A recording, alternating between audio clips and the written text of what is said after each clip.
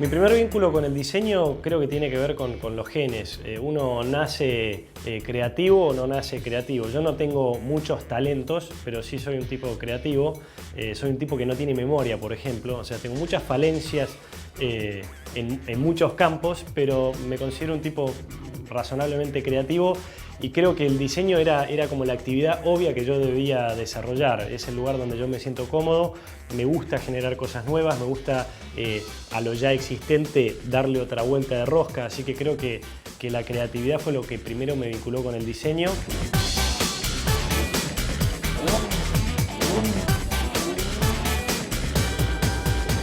Los autos y el diseño en mi vida son fundamentales, son mis dos grandes pasiones.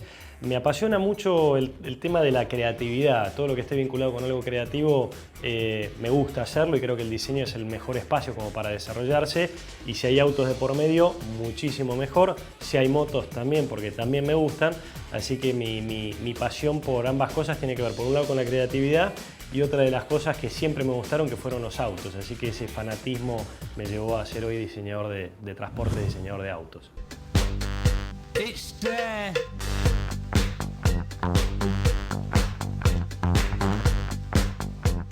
Mi primer vínculo con el Top Race primero fue de verlo, una categoría que me gustaba por las intenciones que tenía, una alta cilindrada, con autos muy ambiciosos, con marcas que se reflejaban de manera ambiciosa, la alta gama, y era lo más parecido a este turismo inglés, turismo alemán que a mí me gustaba y yo consumía. Mi primer vínculo fue de verlo en televisión, después verlo personalmente y después la fortuna de que me llamen para colaborar en el nuevo diseño y en el lavado de cara que requería y que pedía la categoría, que venía creciendo exponencialmente.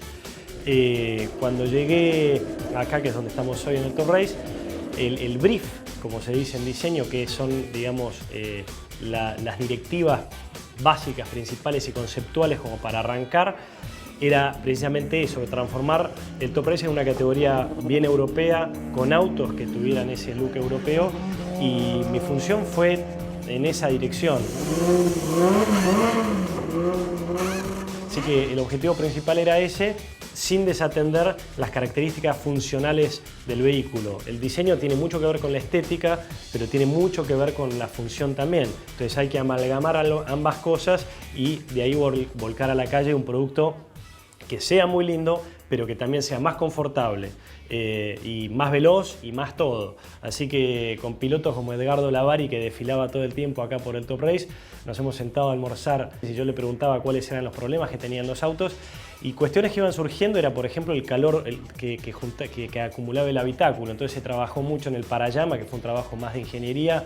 Yo no intervine demasiado en eso, pero sí habíamos desarrollado unos espejos con deflectores que tiraban el aire para adentro, me acuerdo de ese desarrollo.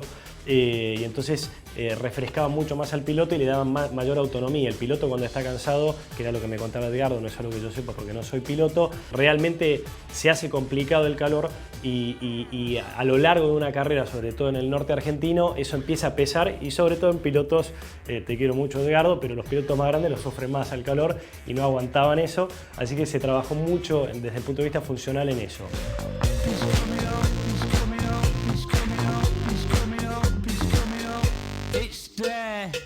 Y la tercera pata era la pata aerodinámica. Nosotros acá en el Top Race no íbamos a trabajar con un túnel de viento. Un túnel de viento, para que se den una idea, en escala real, tiene un valor aproximado a 200 millones de euros.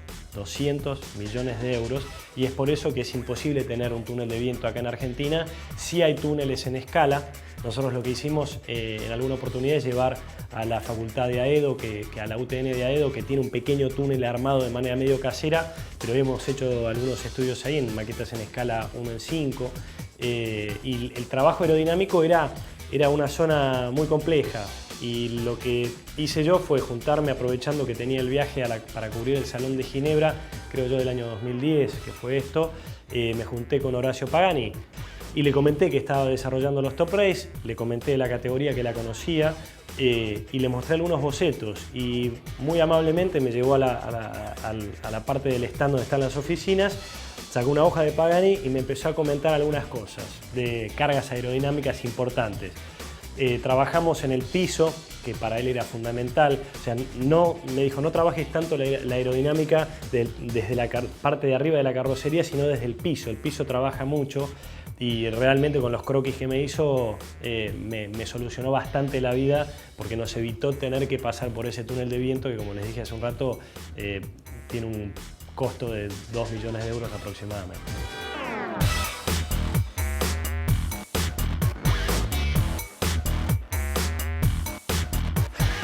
Hay varias cuestiones de diseño que eran muy complejas y a medida que íbamos avanzando se iban haciendo más complejas todavía. La primera carrocería que desarrollamos nosotros fue la del Passat CC, hoy llamado CC.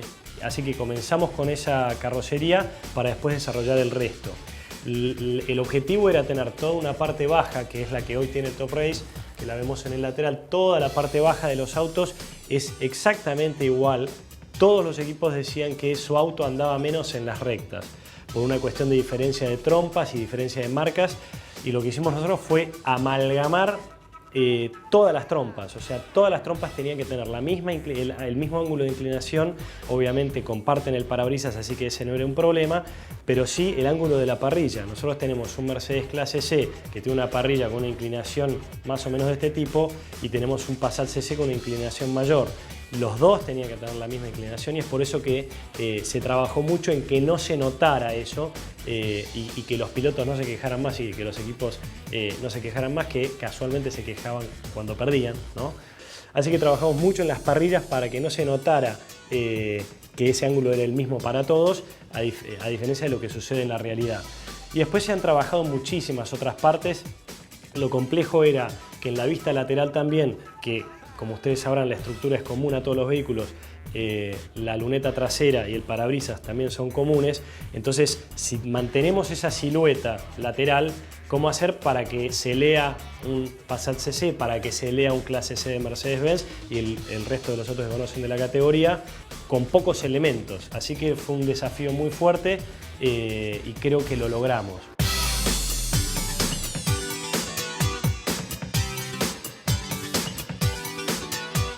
Los problemas que uno encuentra a la hora de diseñar cualquier cosa es el propio cliente. Acá el cliente Top Race, nosotros teníamos información no solamente de los titulares del Top Race, o sea, los pedidos directos, sino que teníamos, como dije hace un rato, los pedidos indirectos de los equipos y los pedidos indirectos de los pilotos.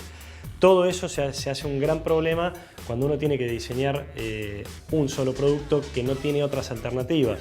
O sea, es muy difícil satisfacer a todos con un solo producto. Y creo yo que de a poquito fuimos lidiando con un poco de diseño y un poco de política como para poder satisfacer tanto a las quejas, o satisfacer y atender los pedidos del Top Race, los pedidos de los pilotos, los pedidos de los equipos, y después las exigencias que uno mismo le pone a la hora de diseñar. Para mí haber participado en el Top Race fue un sueño, porque uno, a medida que va avanzando en su historia de diseño, va acumulando algunos pequeños laureles. No existe otro diseñador que haya trabajado en todos los autos de una categoría. Creo que soy el único a nivel mundial que tiene ese pequeño trofeo, que es un trofeo profesional. La verdad fue un placer. Y yo tengo un agradecimiento eterno a la categoría por haberme invitado a participar de una actividad que generalmente los que diseñamos vehículos no estamos.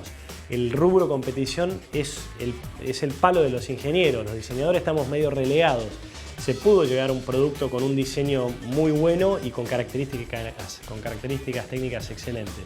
Es un sueño hecho realidad, y de nuevo yo soy un agradecido a la categoría.